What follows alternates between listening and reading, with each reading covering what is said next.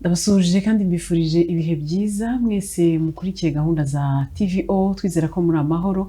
Tugarutse muri cya kiganiro ubuzima n'imirire. Tuganira byinshi ku bijyanye n'ubuzima, turebera hamwe indwara zitandukanye, ese zaba ziterwa n'iki, wagize ibyago byo kurwara yivuza ate mu buryo bukwiye, ndetse kandi tukanareba igice kijyanye n'imirire, turebera hamwe imirire ikwiye kandi iboneye yadufasha kugira ngo twirinde indwara zitandukanye, kuko abahanga baravuga ngo turi ibyo turya. Bityo rero tugomba guhitamo neza ibyo kurya byacu bya buri munsi kugira ngo umubiri wacu ubashe kugubwa neza. Ariko n'abagize ibyago byo kurwara turaganira kugira ngo turebere hamwe ese ubuvuzi bukwiye ni ubuhe, ese iyo umuntu arwaye ni gute akomeza kugira icyizere cy'ubuzima. Ibyo byose nibyo tuganira rero mu kiganiro ubuzima n'imirire. Nongeye kubaha ikaze, ndi Rose Umutoni. Uyu munsi tugiye gato ku bitandukanye n'ubuzima bw'imyororokere, nicyo kiganiro twaherukanagamo namwe, ariko tugiye mu rundi ruhande narwo rujyanye n'ubuzima. Uyu munsi noneho tugiye kureba ku ndwara z'umutima. Si ubwa mbere tuganira ku ndwara z'umutima, ariko uyu munsi bisa naho bidasanzwe kuko tubafitiye umutangabuhamya ku ndwara z'umutima. Birashoboka ko ujya wumva indwara z'umutima zitandukanye ukumva ko wagize ubwo burwayi biba bisa naho ubuzima burangiye, ariko turi kumwe n'umutangabuhamya warwaye indwara y'umutima yitwa rheumatic heart disease. Ni indwara ifata valve z'umutima cyangwa se utwugi tw'icyumba cy'umutima. Turaza kubisobanukirwa neza.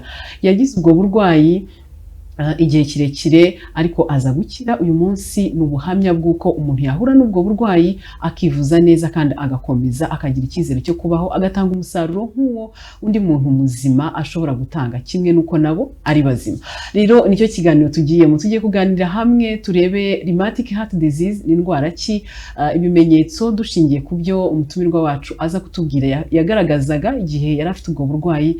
Byose turaza kubirebera hamwe tugira ngo tumenye ese iyo ndwara ni indwara ki, ni ibihe bimenyetso mpuruza cyangwa mburira bishobora kukuburira yuko wakwihutira kujya kwa muganga kugira ngo barebe niba ufite ubwo burwayi.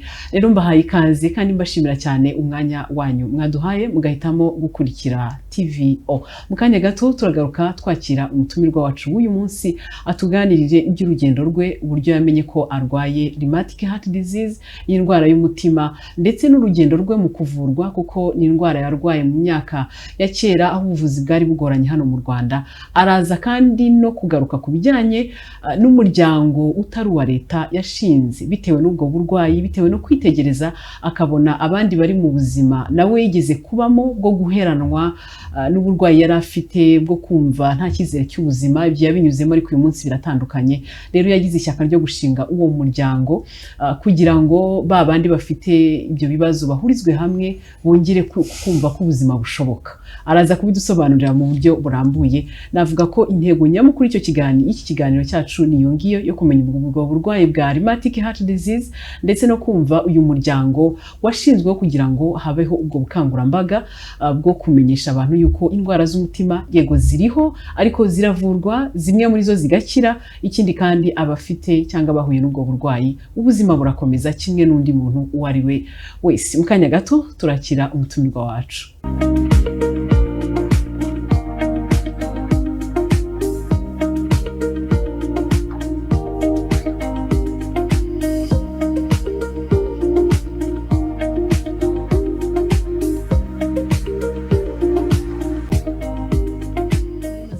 Rero turi kumwe na Sangano Etienne, akaba ari chairperson wa RCPN. Araza kutubwira iby'uwo muryango. Niwe turi kumwe mu kiganiro cyacu cy'uyu munsi. Turamwakira kandi tunaguha ikaze muri kino kiganiro. Etienne, muraho neza? Muraho. Yego, tubahaye ikaze muri kino kiganiro ubuzima n'imirire, kandi tubashimira cyane uruhare rwanyu ndetse no gutera intambwe mutugana kugira ngo mutuzanire amakuru meza ajyanye n'ubuzima. Yego, murakoze cyane. Reka ntangire nivuga nkuko wabivuze. Nitwa Sangano Etienne, ndubatse, mfite umugore n'abana babiri. Ndanezerewe mu by'ukuri kuba ndahanga. Mbere kanshimire televiziyo kuba mwanyakiriye mukemera ko tuza gusangira ubuhamya. Nekereza yuko ushobora kuba bwafasha uwabwumva cyangwa se uwabwumvise akaba yagira inama kuri mugenzi we yenda yabonye ko ashobora kuba arwaye cyangwa se afite ibibazo runaka by'umutima. Yego, reka se nkutangira ku kijyanye n'indwara, ariko indwara ndayisobanura nk'ufite uburambe mu kuba naravuye iyo ndwara no kubana nayo. Hanyuma ntekereza ko wenda Imana niduha umugisha tuzabona n'umuganga ze noneho abisobanure nk'umuganga bigira uko byumvikana neza.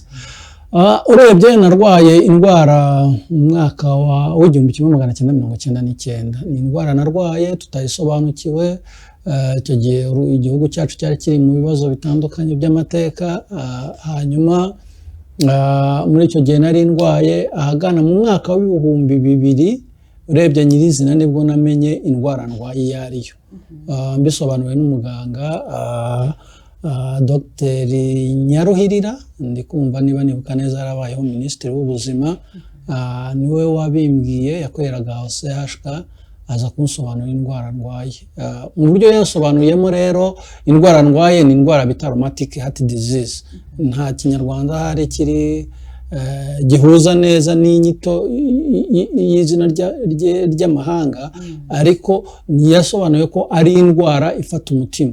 Umutima ugira indwara nyinshi zitandukanye, ariko kuri uruhande rwanjye yari indwara bita rheumatic heart disease. Ni indwara umuntu arwara ehere ku kantu gato bita gapfura. Ubundi mu buzima busanzwe iyo uyirwaye ujya kwa muganga bakakuvura bikiri gapfura. Hari imiti inahendutse cyane igura amafaranga make kuri mitiwere, bakaguha imiti bigahita birangira. Noneho iyo utayivuje gapfura haza kugenda igutera udukoko bita streptococcus, tuza kugutera ibyo bita rheumatic fever mbere yuko iba rheumatic heart disease. Uko iminsi igenda ihita, iyo utavuwe tukazamanuka tukagera ku mutima. Iyo bigeze ku mutima rero bitangira kugenda byangiza valve mu kinyarwanda cyiza twakigereranya nk'urugi tuba dufunze ku byumba by'umutima. Umutima ugira ibyumba bitandukanye. Utwo twugi rero uko ugenda utinda tugenda twangirika, ducika intege mu buryo dukoramo, dufunga dufungura. Iyo dutangiye kugenda ducika intege mu gufunga no gufungura, nibwo utangira kugira ibibazo byo kugira umunaniro ukabije, guhumeka bikugoye, kuribwa mu nkokora, kubyimba ibirenge, kubyimba mu gatuza.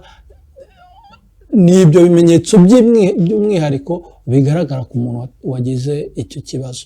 Ariko nongere sobanurira umunyarwanda, iyo wumvise ibyo bimenyetso ntabwo bisobanuye ko urwaye iyo ndwara y'umutima, ahubwo ababyemeza yuko ufite icyo kibazo cy'indwara y'umutima ni kwa muganga. Rero inama nakuyita nkugira nuko wumvise ibyo bimenyetso muvandimwe, jya kwa muganga. Hari ubuvuzi bwiza, barakuvura uvurwe neza ukire. Ikindi rero cyahise gikurikiraho amaze kumusobanurira iyo ndwara, byabaye ngombwa yuko ninjira muri gahunda zo kwivuza. Njya kwivuza, ndivuza. Urebye nivuje mu mwaka w'2006 nibwo nabashije kwivuza. 2006 ngaruka mu Rwanda kuko icyo gihe nivurije hanze. Ngarutse mu Rwanda nza guhura rero n'utubazo tumwe na tumwe two kubura imiti. Icyo gihe imiti yari mike, yabonekaga bigoye. Ubwo buzima ariko mbanaho nabwo, abaganga bakamfasha mu buryo butandukanye, ariko mbasha gukomeza kubaho. Turasunika bigeze mu mwaka w'2008. Mu mwaka w'2008 noneho haza kuza ikipe y'abanyamerika bita Team Heart. Iyo kipe rero itanga ubuvuzi ku banyarwanda benshi bari bafite icyo kibazo cy'uburwayi bw'umutima. Icyo gihe nari ndi mu ishuri, ariko navuga yuko kuko bazaga inshuro nyinshi, 2009 nibwo naje kubibona byanyuze mu itangazamakuru kuri televiziyo, uburyo bavurwa n'iki. Biba ngombwa yuko rero nza guhita afata umwanzuro njya kwa muganga aho bariho bavurira. Ndabibwira, mbabwira uwundi we, bihita biba byiza yo kugenda ntanga ubuhamya ku bantu bagiye kuvurwa. Nawe ubyumve kugira ngo wumve ngo umutima bagiye kuwubaga. Mu matwi ibyo ubwabyo kubaga biragoye kubyumva. Uhita wumva yuko hagati hakurya no kubaga umutima ni ikintu gikomeye. Icyo rero cyari ikibazo gikomeye cyane ku myumvire y'abavurwaga, kumva ko azapfa. Hari n'abangaga kuvurwa bakemera bagapfa, ati n'ubundi bazajya kunkorogoshora bankora mu mutima nibirangira napfa ibyo bibazo byose abantu bari bafite. Wenda Etienne mutaragera kuri za ngaruka mwahuye nazo igihe wari umaze guhabwa ubuvuzi, tunagaruke imbere gatoya. Uratubwira uti hari bamwe bagira imyumvire itariyo, aho abantu bacika intege, murakubwira ati ariko bundi n'umubyeyi ashobora kubivuga ati ndavuza mvuze iki, warwaye umutima kubaho iminsi asigaranye n'imikeya. Kuri wowe byari bimeze bite? Icyambere kubaho ubuzima udasobanukiwe uburwayi ufite, icya kabiri kuza kumenya uburwayi ugasanga ubuvuzi bw'ubwo burwayi buragoranye, icya gatatu kujya kwivuriza mu bihugu by'amahanga nabyo byari urundi rugendo. Reka twinjire aho hantu, nawe ubanze utwiheho urugero tubone kuza kugira inama abandi, nawe wabiciyemo. Ni bya bindi bajya bavuga ngo ribaruwa riraye, tutaza kubivuga umuntu akavuga ati ariko ibyo muganiraho murabizi, ariko Etienne turi kumwe yaciye muri ubwo buzima, arabizi, urwo rugendo araruzi, nubivuga neza baraza kukumva kuruta uko undi muntu wese yabivuga. Byari bimeze bite muri izo nzira zigera kuri 3? Yego, ikijyanye n'ubuvuzi nkuko nabisobanuye, maze kumenya ko ndwaye, umuganga yansobanuriye yuko mu Rwanda batabasha kuvura ubwo buvuzi, batabasha gutanga ubwo buvuzi nyakuri kugira ngo uretse gato nkucimije muganga. Mbere yuko tugera mu ntebe ya muganga no kugusobanurira, ndacyagushaka ukiri mu rugo, ukiri kumwe n'ababyeyi, bakireba umwana wabo bakabona aratakaza ibiro, bakikureba utabasha guterura ijerekani, bakikureba umubyeyi atakubwira ngo Etienne kora ibi, utajya ku ishuri ngo ukore urugendo nk'abandi bana. Aho hantu ndahashaka tubone kugera aho hantu. Rero n'urugendo rukomeye rurimo n'ibintu byinshi bigoranye, nk'uko mu byumva namwe, kurwara indwara ukaba utazi icyo urwaye, icyo ngicyo ni ikibazo cya mbere cyabaga gikomeye. Rero nubwo babonaga nkomeza kunanuka uko bukeye nuko bwije, ariko ntibasobanukirwe no kwa muganga kugira ngo babonye uburwayi nabyo byabanje bitwaramo igihe. Ariko noneho icyo gihe ukuntu nari mbayo byabubabare bukomeye, ku buryo nanjye hari igihe najyaga nifuza gupfa, sinabica ku ruhande, ku buryo nanjye hari igihe najyaga nifuza gupfa, ariko nkabaho mbabaye bikomeye. Ngo rero mwebwe mudukurikiye mukomeje kumva urugendo mu by'ukuri rwari rugoranye kuri Etienne, bya bindi ushobora kuba nawe uri gucamo uyu munsi, urimo wibaza impamvu yawe yo kubaho, ukabana n'uburwayi bw'umutima, nawe ibyo yabinyuzemo yararimo kubitubwira.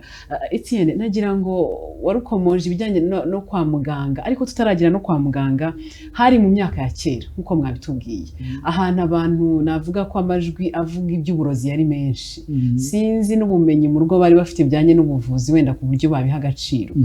Byari bimeze bite na rwa rugendo rwawe watubwiraga rw'uburyo ki kwiga byari bigoranye, kuza kwikura aho hantu noneho mugatekereza ubuvuzi bwagutse, tukaza kugeza Etienne kwa muganga?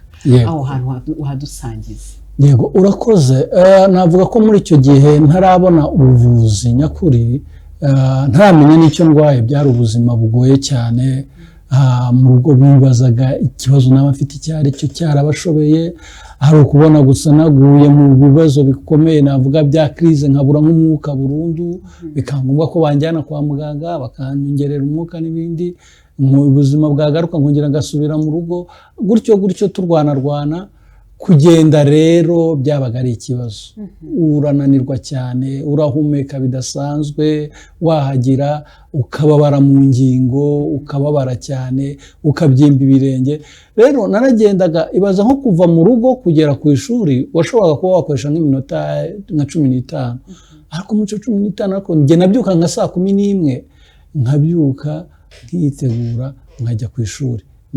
Najya ku ishuri kugenda nabyo bikaba ikibazo, nkagenda nduhuka nica nkongera gutyo gahoro, amasaha yo gutangira ishuri akagera neza nageze ku ishuri. Nkiga ubwo no gutaha nuko nguko byagendaga. Hari nubwo nabaga ndi ku ishuri nabwo nkafatwa n'ibyo bibazo navuze byo kunanirwa cyane, kunanirwa guhumeka, amakrize akaza, bagahita bamfata bakanjyana kwa muganga. Ibyo byose rero ubwo buzima nabubanyeho muri icyo gihe kirekire, navuga urumva guhera mu 2000 kugera 2006, imyaka 6, ntabwo ari ikintu cyari cyoroshye. Ubwo buzima mbana nabwo, navugisha ukuri yuko hari igihe najyaga nifuza no gupfa. Ubwo abaturanyi bose baravuga ati n'amarozi yararozwe, umwana azapfa ejo. Hari nubwo nibuka mama yajyaga nganiza akambwira ati ukiri umwana wakundaga amata cyane, ku buryo njya ntekereza yuko ushobora kuba urwaye ubworo, kubera ko urumva kubera amateka, ababyeyi banjye hari ukuntu baraborozi cyane, bafite amashyo, bakambwira ko ubwo ni amateka, bakambwira ko nakundaga kunywa amata. mama akabishakira akabishakira aho ngaho, waba urwaye ubworo n'ibiki, ati wararozwe. Cyakora cyo wenda icyo namushimira, ntabwo nigeze njya mu binyarwanda ngo ndajya kwivuza ibinyarwanda. Nari mfite abavandimwe n'ababyeyi basa nkaho bafite imyumvire yari iri hejuru. Igihe kiza kugira rero Etienne ateye intambwe ujya kwa muganga, ariho watubwiye yuko waje kumenya uburwayi noneho nyirizina. Yego. Nkuko nabibasobanuriye mu mwaka w'ibihumbi 2000 nibwo nahuye n'umuganga Dr. Nyaruhira wigeze kubona Minisitiri w'Ubuzima hariya CHK, niwe wamvuye asobanura iby'uburwayi bwanjye, arambwira ati urwaye rheumatic heart disease. Ni izina ry'inyamahanga, ntabwo rirabona ikinyarwanda, ariko ugerageje kubisobanura ni indwara ibanza igahera mu muhogo, aho umuntu ashobora kurwara agapfura cyangwa se angine, kugira ngo byumvikane neza.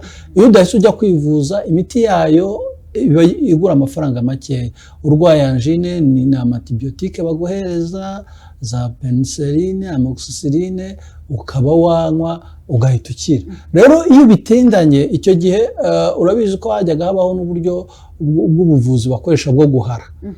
Ngo bariho barahara umuntu, yamara igihe agahita ngo byasohotse byarangiye, ariko hari indi myanda yasigaye nko mu kanwa.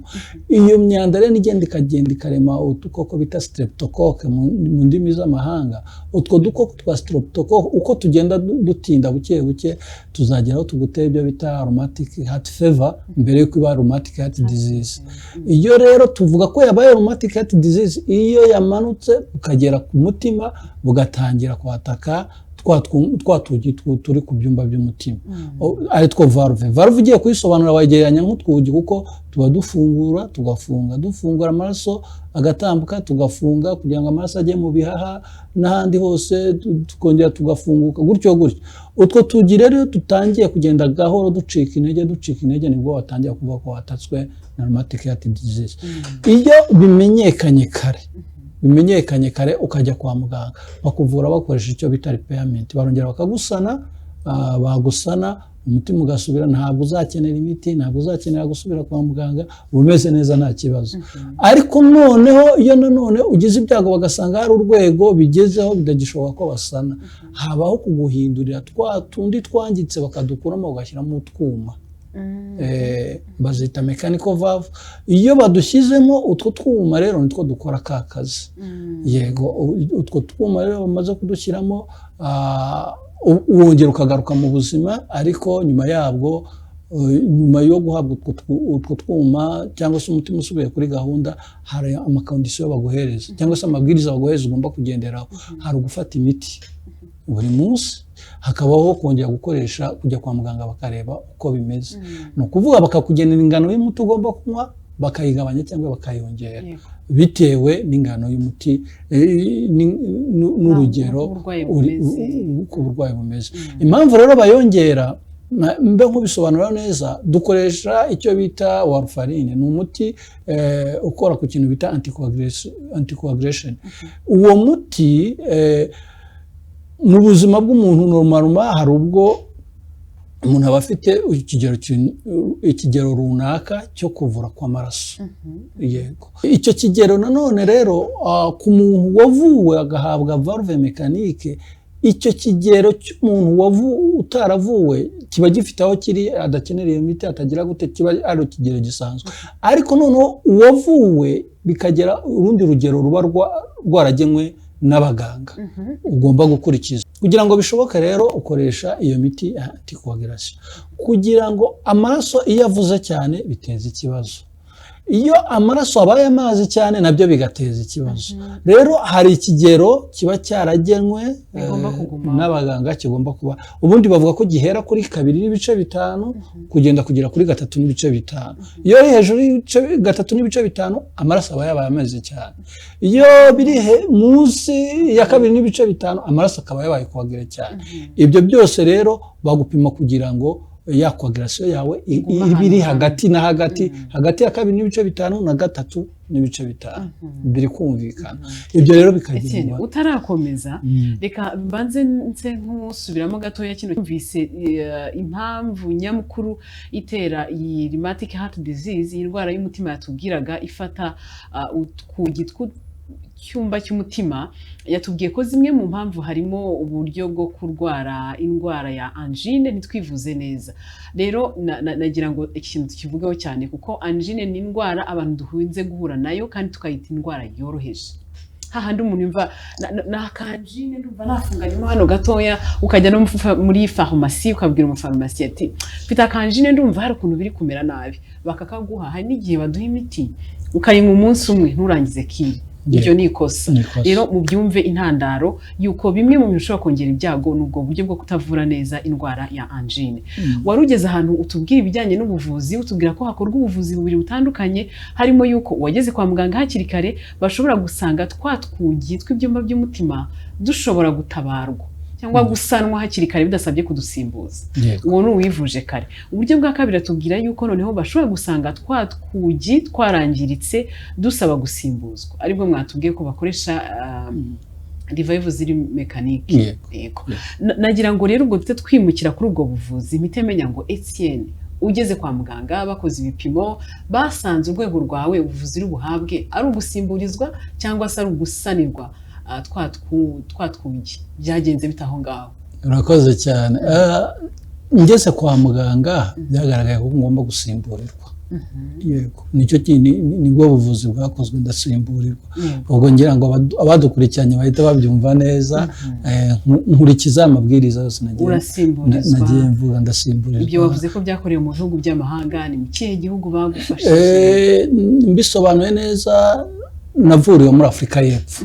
Afurika y'Epfo niho navuwe, ndavurwa, maze kuvurwa ngaruka mu Rwanda. Nyuma y'ukwezi nari ngarutse mu Rwanda, ubuvuzi bwaragenze neza. Navuga guhera mu mwaka wa 2006 kugeza n'uyu munsi nta kibazo mfite, kandi ubwo ndashimira muri rusange abakoze icyo gikorwa. Rero mu by'ukuri icyo nari nsobanura nanone cyongera kigaherekeza n'ibindi bibazo umuntu wavuwe agenda ahura nabyo muri societe. Ni ukuvuga ngo nyuma iyo umaze kuvurwa ugakurikiza aya mabwiriza ubaho neza cyane, nta kibazo. Ariyo mpamvu uyu munsi mubona nicaye aha ngaha ameze neza, mfite umuryango, nishimye, nkora akazi kanjye, ubuzima bwose bukagenda neza. Ariko noneho nyuma ngarutse gato, maze kuvurwa nisubiriye mu ishuri ndiga bisanzwe. Mu mwaka wa 2008 haje ikigo cy'abanyamerika bita Timohati. Icyo kigo cyitwa Timohati kiza kuvura abanyarwanda.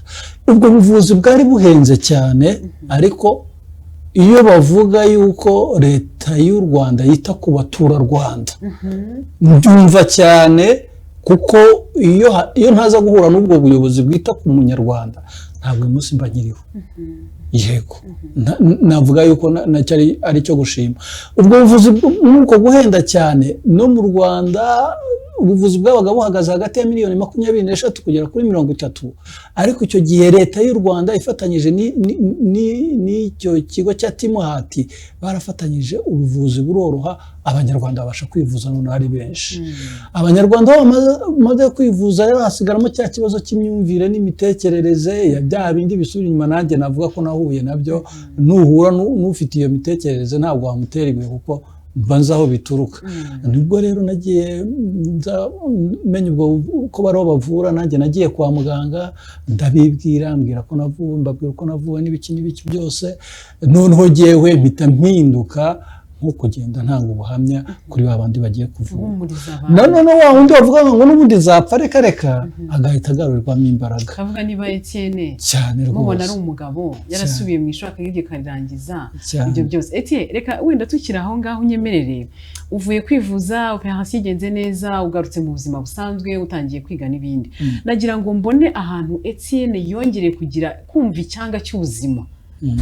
Uvuye kwa muganga basimbuje twumba bya bindi byose batubwiraga, ni ryari wongeye kwiyumva mu by'ukuri ufite icyizere cy'ubuzima Etienne akongera kumva aguwe neza amerewe neza avugana ati nanjye nahatana nk'umusore nkazavamo umugabo nkagera ku nzozi byaje byari bigeze byari ukiva muri Afurika y'Epfo nibwo wahise uvuga uti ubuzima buragarutse cyangwa hari ahandi hantu wowe uvuga uti aha niho ubuzima bwagarukiye? Yego, wakoze cyane.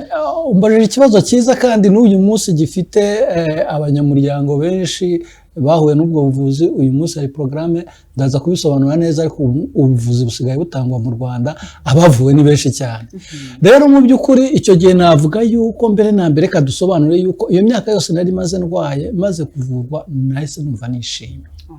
Umutima wanjye wari wishimye, umuryango wanjye wose wari wishimye, kuko numvaga ko ibyo gupfa ntabigihari. Noneho haza kuzamo nuko n'ububabare ibyo mfite byose nkumva yuko wenda ndacyafite igisebe, ntabwo biramera neza, ariko numva afite icyizere ko nabyo bizakira rwose, ubuzima bukongera bukagenda neza. Icyo gihe rero navuga yuko nabayeho mu buzima bwo kujya kwa muganga n'imiti itaraboneka, aho noneho usa nk'ugaruye imbaraga ntakinanirwa cyane, ntagihumeka nabi. Najyaga njya kwa muganga, umubyeyi akamperekeza mu rugo, buri gihe nabwo bakaba bafite impungenge. Nkavuga yuko icyo gihe navuga ko natangiye indi nzira yo kuvuga ngo sindi wo kwirara, n'ubundi ndacyafite ibibazo. Noneho nkomeza kubaho muri ubwo buzima, se koko bizagenda neza, nongere numve ko mbaye umugabo. Icyo gihe hari ibihuha bivuga yuko wabazwe ngo atabyara. Icyo gihe hari ibihuha bivuga yuko uwavuwe atongera kujya mu kazi, nyine aba ari nko kuba ikimuga ukicara aho ngaho. Ibyo byose ni ibihuha, ndaza kubisobanura uburyo byari ibihuha. Noneho bigeze mu mwaka w'ibihumbi 2008 iyo kipe ije itangiye kuvura, abantu bamaze kuba benshi, imiti itangira kugenda iboneka. Noneho ibintu bigenda bimera neza, nsubira ku ishuri ndiga. Navuga nka za 2016 nibwo nari nshoje kaminuza. Aho nsoje kaminuza rero mva mu buzima bw'ishuri, ngaruka mu rugo, ninjira mu gihe cyo gusaba akazi. Naje kuvuga yuko naho nahahuriye n'ukundi gukomereka, kuko naje kwandika nanjye asaba akazi nk'uko n'abandi bose bagasaba. Hari aho nigeze gutsinda, ndabyibuka akazi, ngiye guhabwa akazi tugiye muri interview, muri CV nari nakoze, nari nashyizemo ko n'ubwo burwayi mbufite. Kuko numvaga ko byari byose buri kwezi niba uzasaba uruhushya ujya kwa muganga, umukoresha agomba kubimenya. Noneho andi muri interview umuntu arambaza ati ko nabona wanditse ko urwaye, bimeze gute? Ndamusobanura, maze kumusobanura ati gute tuzakoresha umuntu ufite umutima w'icyuma? Ako kantu rero kahise kanusha, karambabaza. Numva kanshubije inyuma. Abimbwiye gutyo, ubwo twaje kubivamo, nzakuzira ko natsinzwe interview, ariko bitewe n'ibyabaye ntabwo navuga ko interview nari nyitsinze. Ntabwo ubwo numvaga ko ari impamvu za bya bindi yambwiye. Yego, ibyo birarangiye, numva n'ikibazo gikomeye n'uyu munsi bagenzi banjye bagihura nacyo. Bije kurangira, nkomeza kwirwanaho, mfata umwanzuro, mva iruhande rw'umubyeyi, ndamubwira ngiye gushaka ubuzima, ntabwo nakomeza kwicara aha ngaha. Ariko ubwo tukiri aho ngaho, Etienne turimo tumubona mu buzima busanzwe, ni umuntu utakinanirwa kwa kundi, uri muri activite kimwe n'umuntu uwo ari we wese, uwo muri kumwe mu ishuri, guhumeka kwawe n'ibindi byabaye ibisanzwe, ku byo uretse umuntu wasangiza ubuhamya niwe wari kumenya ikibazo ufite, ubundi wariho ubuzima busanzwe. Yego rwose, usibye umuntu nasangiza ubuhamya akabimenya. Uyu munsi ndikorera, uyu munsi nkora siporo, njya muri za gym, najyaga gukora siporo, gusa ukirinda twa tuntu baba bakubujije, ariko ntibikubuza gukora siporo. Nkajya muri siporo, nkajya mu bindi bikorwa bitandukanye, nk'uko nababwiye nyoboye iki kigo cya RSPN. Iki kigo gihuriwemo n'abantu benshi bahuriyemo ibyo bibazo, ariko harimo ibikorwa byinshi tugenda dukora. N'uyu munsi n'iki ni igikorwa ndimo, kandi nacyo cyafashe umwanya no gutekereza n'ibiki. Umuntu wavuwe ajya mu ishuri akiga neza, akajya mu nzego za leta agakora neza, cyangwa se akikorera. Nababwira ko muri abo bavuwe harimo abasirikare, harimo abapolisi, harimo abaganga, harimo abarimu, benshi mu ngero nyinshi zitandukanye. Bivuze ngo rero ibi ni ubuhamya buvuga yuko uwavuwe umutima n'ubundi yongera agasubira muri sosiyete mu buzima busanzwe agakora akiteza imbere agateza n'igihugu cy'imbere. Yego urakoze cyane. Reka noneho tujye ku cyo RCPN mukora ari nako kazi muri kano kanya kajyanye n'ubukangurambaga. Ndagira ngo mumenye ubutumwa muha umuntu wabonye ibimenyetso akajya kwa muganga, wenda nabyo muraza kubikomozaho ibijyanye n'ubuvuzi mu Rwanda aho bugeze mu kuvura indwara z'umutima, ariko hari abantu bagifite imyumvire. Wa muntu ushaka kubwira ati igisubizo muganga akakwandikira kubagwa, ariko umuntu akavuga ati waya uravuga ati kanaka yarabazwe bihwaniramo ahita apfa, undi yarabazwe yahindutse ikimuga cya burundu, uramenye komeza urwaze imyaka ni 5 ubwo ni uzagenda, ariko ntabyo kukubaga. Umuntu watanga nama ki kuri uwo muntu ufite iyo myumvire, ufite ubwoba bwo gukorerwa operation, atekereza ko ibyo byamutwara ubuzima, mu gihe muganga wabona ko nawe uri umutangabuhamya uvuga ko wabazwe ni ibintu bisanzwe birakunda kandi ubuzima bugakomeza. Reka mvuge ku cyo wari uvuze. Umunyarwanda wese ufite ubwoba bw'ubwo buvuzi, kubagwa si ikintu cyoroshye, kubagwa noneho byo ubwabyo biteye ubwoba, noneho kumva ko ugiye kubagwa umutima nacyo ni ikindi kintu kiba gikomeye kucyumva. Ariko nagira ngo mbabwiye icyo kintu kirashoboka. Ngewe wicaye aha ngaha maze imyaka 20 n'amezi arenga mbazwa umutima. Ubu rugendo ndimo ni urugendo navuga yuko icyanga cy'ubuzima gishingiye kuba naravuwe neza. N'uyu munsi ngakomeza gukurikirana ya mabwiriza y'abaganga ngenda mpabwa umunsi ku wundi. Nta rindi banga ridasanzwe nkoresha. Warugarutse ku kintu cyitwa RCPN. RCPN ni mu mpine, mu magambo arambuye ni Rwanda Cardiac Postoperative Network. Ni nk'ihuriro rihuriwemo n'abantu babazwe umutima.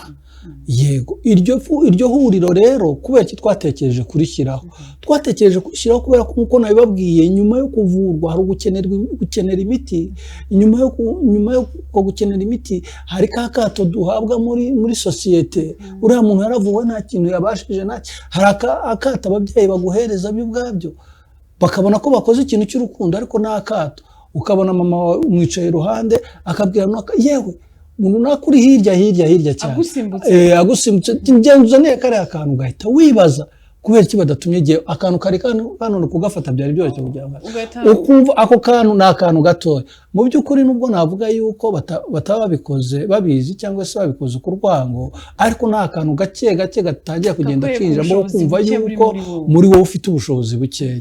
Nyuma rero icyo kintu naje kukireba, ukubita abana batuye mu bice by'icyaro, usanga bavuga ati yarabazwe ntabwo yabasha guhinga. Niyo mirimo y'ingenzi bakunze gukora, ntabwo yabasha guhinga kubera imyumvire. Umwana wari wibereye mu ishuri bakaba bamuhuye mu ishuri ati n'ubundi uzapfa nta kintu wowe watumarira. Nkunguzi nk'intambara nagiye ndwana inshuro nyinshi, hano wazaga akambwira ibibazo bikomeye, bikaba ngombwa yuko wenda nakora intervene yaba mu buryo bwo kwiga nabo nabikora, kandi ndabishima Imana ko barangije kwiga bameze neza. Ariko ibyo byose ntabwo kuba nitwa ko nabikora ntanabibasha. Kubibasha ni ugukomeza kwishyira hamwe, twakwishyira hamwe tukazamura ijwi ryacu ryongera rikabwira abaturarwanda ati uwavuwe nawe afite uburenganzira bwo kubaho kandi akabaho neza muri sosiyete. Ikindi ntakwibagirwa kuvuga kandi cy'ingenzi gikomeye, nk'uko nabivuze haruguru, ubu buvuzi twakorerwaga bwari buhenze bukomeye. Nditangaho urugero, ngewe nakoresheje miliyoni zirenga 50 njya kwivuza muri Afurika y'Epfo. Mu Rwanda hagati ya miliyoni 23 na miliyoni 30, nayo ni amafaranga bagihenze. Ariko uyu munsi mbivuge neza, ubuvuzi mu Rwanda twaje kubona abaganga bavura neza. Muri Faisal baba bafite porogaramu runaka rwose, ukwezi kujya gushira bavuye abantu benshi batandukanye. Icyo ni kimwe. Ikindi, uretse no kuvuga ngo dufite abavuzi, nuko ubuvuzi bwagiye bugashyirwa kuri mituweli. Ubuyobozi bashobora kwikora bakoresheje mituweli cyane rwose. Bya bintu byari kuri miliyoni 23 zishyira 30, ubu babikorera kuri mituweli. Ubu biri kuri mituweli. Wenda sinzi ngo nangahe ushobora kuba watanga, ariko umva niba warishyuraga miliyoni 30, wenda dufate nk'urugero uyu munsi wishyura ibihumbi 100 cyangwa ibihumbi 200, ni ikintu kiba gikomeye cyane, sibyo? Ni ikintu kiba gikomeye cyane. Nongere nibutse abaturarwanda, nubwo wenda wavuga umutima ariko n'izindi ndwara zitandukanye, mwishyure mitiweli, mwishyure mitiweli. Reka nongere mbivuge neza, hari urwandiko nigeze kubona ngo roho nzima itura mu mubiri muzima. Ubwo umugabo mu nshingano ze ni ukwita ku muryango we, akabishyurira, akabarinda uburwayi n'ibindi bibazo byabazaho. Rero kubishyura mitiweli no kubarinda ibyo bibazo bindi byabazaho. Rero kubuvuze cye tubwirire rimwe, ubuvuzi bwagiye kuri mitiweli, nibyo kwishimira no gushimira leta yacu y'u Rwanda. Ya miti watubwiye ko wabonaga ugowe, hakaba n'igihe rwose unakererwa kuyifata kubera yuko yabuze imbere mu gihugu, uyu munsi imiti yo iraboneka mu buhe buryo? Yego, urakoze cyane. Iyo wishyuye mitiweli nk'uko twabivuze neza, ntabwo uhabwa ubuvuzi gusa bujyanywe no kubaga. Oya, ubu buvuzi imiti nyizina urumbwira yo yagiye kuri mitiweli, na mbere yuko ubu buvuzi bushyirwa babanza bashyira kuri mitiweli imiti yonyine kugira ngo abavuwe bakomeze babeho neza, nta kibazo bafite. Imiti iraboneka ku bitaro bitandukanye by'igihugu. Abantu babona ibiti, ntawe ukigorwa ngo agire ibibazo byo kubura imiti. Imiti iraboneka, ukivuza neza, ukongera ugasubira mu buzima bwe. Nitugira amahirwe tuzagenda dukora ibindi biganiro byinshi, nzabazanira abamama, nzabazanira abapapa, abo bose bavuwe, bose baravuwe bameze neza, uyu munsi barashima Imana. Ariko icyo nakongeraho, wishyure mitiweli. Mitiweli twinjiye mu mwaka mushya, abo waratangiye umwaka mushya 2026 2027, ni umwaka mushya wa mitiweli, aho umunyarwanda wese asabwa kwishyura mitiweli kugira ngo abashe kwivuza umwaka wose, atongeye kugira andi mafaranga asabwa arenze kuri yandi ya mitiweli. Urakoze cyane Etienne, tugushimire ku makuru meza, ndetse umugani nk'uko mwari mubikomojeho, gushimira leta yacu y'u Rwanda yuko ireberera umuturage kugeza ubwo bareba nk'ibyo bibazo by'ubuzima bikomeye bikagenda byoroherezwa umuturarwanda. Ni byiza. Reka duse n'abagana ku kijyanye n'ubundi n'inshingano mufite mu muryango cyangwa ihuriro ry'ababazwe indwara z'umutima. Tubariho tugana, nacyo gice kituganisha ku musozo w'ikiganiro cyacu. Ubutumwa mutanga ni ubuhe Etienne? Ubwo ndavuga ubutumwa ku bantu bazima, wa muntu wibereye mu buzima busanzwe, niba mudusubiramo bya bimenyetso kugira ngo abantu bagire ikintu twakwita nk'imbuzi, niko umuntu yavuga. Nanone tubone n'ubundi butumwa bureba umurwayi. Ashobora kuba umuntu arwaye yaranateye iyo ntambwe, nawe watubwiye ko ubwo buzima bunyuzemo bwo kuva kwa muganga, ariko ugatangira kwibaza uti ibi bintu bizatanga umusaruro mu by'ukuri? Yego kuko mbaga barambazi, ariko kuko bizagenda neza nk'uko babivuga. Gerageza uduhe ubwo butumwa buri mu byiciro bibiri, ku bantu bazima ndetse n'abafite ubu burwayi cyangwa bigeze ku burwara. Yego, urakoze cyane. Ubutumwa bwanjye bwa mbere bw'ibanze natanga aka kanya ni uko umunyarwanda wese, ubwo ndavuga ku gice cy'abandi batarahura n'ibyo bibazo by'uburwayi, niba kuba utarwaye ntabwo bisobanuye ko utazarwara, ariko amahirwe ahari, niba urwaye jya kwa muganga nyaboneka. Wijya muri bya bindi bya gakondo, wijya muri bya bindi ngo dufite umuturanyi utera inzuzi ngo bikagenda gutya n'ibindi. Oya, jya kwa muganga bakuvure neza. Niba kuvura neza nibo bazamenya igikurikiyeho no kukuyobora neza, kandi bakuyobora neza. Icyo ni kimwe gikomeye cyane.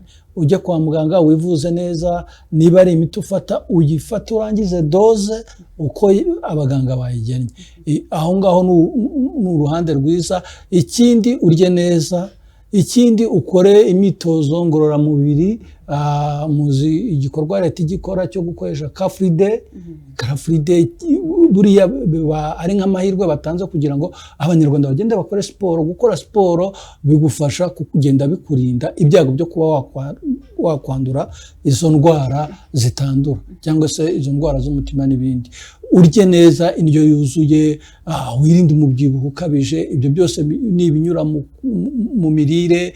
Niyo ngombwa ujye gushaka ubujyanama kwa muganga bakubwira ibyo ugomba kurya, ariko mu by'ukuri ibyo nubasha kubigenzura wirinda amastress, uryame uruhuke, ugerageze gukora imyitozo ngororamubiri, urye uhage kandi indyo yuzuye, ibyo bizafasha wa muntu muzima gukomeza kugira ubuzima bwiza. Unywa amazi ahagije bizagufasha. Urwo ni uruhande rumwe. Urundi ruhande rwa kabiri ni ku muntu wavuwe. Reka nsabe umunyamuryango uyu munsi aravurwa. Hari n'uwo twaganiriye nza mu kiganiro ambwira ukuntu yari ari mu kazi gutyo, bisa nk'ibihura na bwa buhamya natanze uburyo nawe yakuwe mu kazi muri ubwo buryo. Nabyo bishingiye kuri icyo kintu. Ndabizi ko icyo ngicyo ni ikibazo gihuriwe n'abantu benshi cyane, ariko nagira ngo ngusabe wowe mbere yuko bakwizera, wowe ubwawe ugomba kwiremamo icyizere. Fata umuti wawe neza, jya kwa muganga neza nk'uko bikwiye, irinde bya bindi byose kwa muganga bakubwiye, fata imirire ikwiye kwa muganga baba bakugeneye, ibyo byose bizagufasha. Icyo ni kimwe. Ikindi cya kabiri nicyo buryo tugomba kwitwara muri sosiyete. Natwe ubwacu two kumva ko turwaye, twaravuwe, twahawe ayo mahirwe, dukore ibiduteza imbere n'ibiteza igihugu cyacu imbere. Indi nama ntakongera kwibagirwaho, uwavuwe iyi rheumatic heart disease ari igitsina gore ushobora kuba wakenera kubyara, hari ibihuha bigenda bivuga ngo umuntu wavuwe wabazwe umutima ari umugore ntabwo bishoboka ko yabyara. Oya, siko bimeze. Ariko ahangaha ndasa nk'uvuga ukuri guhari. Iyo abaganga batuvura akenshi kuba bishoboye, muri Pawulo niwe bigeze kuvuga ngo gushaka ni byiza ariko kudashaka biza kurushaho. Ibyo ngibyo nubwo buryo babisobanura, ariko abaganga bavuga ati niba ubishoboye wabyihorera, umuntu ubishoboye.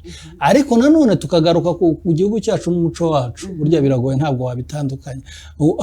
Hari igitutsi kigiye kivuga ngo uragapfa utabyaye. Icyo kiba ari igitutsi kibi cyane gikomeye. Usanga rero icyo kintu cyo kubyara ari kimwe akaba yakwifuza. Ni ukuvuga icyo ashatse kuvuga rero ku gitsina gore, mu gihe ukeneye kubyara, umunsi wa mbere wamenye ko wasamye, uhita ujya kwa muganga. Iyo ugiye kwa muganga baguhereza indi miti, kuko warfarini nazo zishobora kwangiza iremwa ry'umwana, hakaba havuka ibibazo. Ariko noneho iyo ugeze kwa muganga baguhereza indi miti, Revenox ni imiti bakoresha udushinge, ikora nka warfarini, ikagusuporta y'amezi 3, cya gihembwe cya mbere cy'umubyeyi kiremwa ry'umwana mu nda y'umubyeyi, umwana akaba yabaho neza, bakakomeza bakagukirana kugeza ubyaye kandi ukabyara neza. Ndazifite ingero nyinshi z'ababyeyi bavuwe kandi bakabyara, kandi uyu munsi ukaba bafite ingo nziza zishima Imana. Ubwo nabwo n'ubundi butumwa natanga. Reka nongere sabe kuri bashiki bacu, barumuna bacu batarageza ya myaka yo kuba wenda babyara, cyangwa se ubwo nituvuga imyaka byumvikana guhera ku myaka 18 kumanura, ntabwo biba byemewe kuba wajya muri izo ngeso. Ni ukuvuga ngo rero mu gihe witwa ko wavuwe wirinde iyo mico mibi. Nabyita imico mibi, kujya guhurana, gukora imibonano mpuzabitsina igihe bikubitiye ko imyaka yawe itabyemeye, bigakubitiyemo nuko wavuye, bishobora kugushyira mu bibazo byinshi bitandukanye. Mubyirinde nabyo, mubigendere kure. Ibindi byose mureke dukomeze twubahirize amabwiriza ya muganga, tubahirize ibyo dukwiye gukora, tuzabaho neza. Rero mba nabisubiye neza, RSPN ikigamije ni ugukomeza kwigisha muri ubwo buryo, dukomeze twirinde, twishyure mitiwere, tuvurwe neza, ubuzima buzongera buryohe bukomereye. Icyanga cy'ubuzima ni cyije cyane. Murakoze cyane. Yego, turagushimiye cyane bakunzi bacu. Naha dusoreje ikiganiro cyacu cy'uyu munsi. Mwabyumvise ko rheumatic heart disease ni indwara iriho, ariko kandi ikaba indwara ivurwa. Bikaba byiza iyo imenyekanye hakiri kare, bakavura twa twumba tw'umutima cyangwa se valve hakiri kare bigishoboka. Mwabyumvise ko ku ntambwe ya mbere ubwo buvuzi buba bushoboka ko bugatangwa. Mu gihe habayeho gukererwa, twa twumba tukangirika cyane cyangwa za valve zirasimbuzwa. Kandi wasimburiwe valve twamubonye Etienne, ni umugabo ufite abana 2, ufite umuryango umerewe neza, ni umugabo uri gukomeza abandi babwira ngo ubuzima burakomeza na nyuma yo kuvurwa. Rero mwabyumviye yuko nta mpamvu yo kugira ngo dutinye ubuvuzi, ya myumvire ijyanye no kuvuga ngo ya ntawe ubaga umutima. Igihugu cyacu cyateye intambwe mu bijyanye n'ubuvuzi ku buryo iyo operation ikorwa kandi ikagenda neza. Turusheho kwirinda kandi turusheho kwisuzumisha hakiri kare, ni ikintu tubwirwa kenshi kugira ngo tumenye uburwayi kare, abaganga badufashe bitararengerana. Rero naha dusoreje, mwakoze cyane kubana natwe, tubifuriza ubuzima bwiza, ubuzima buzira indwara, kandi abarwaye namwe ntago ari iherezo ry'ubuzima, ahubwo Imana iracyabafiteho umugambi. Mwivuze, mwiteho, hamwe n'icyizere iminsi yanyu yo kubaho irarushaho kwiyongera. Mwakoze cyane. Ndi Rose Umutoni, mukomeze murogerwe na gahunda zose TVO yabateguriye.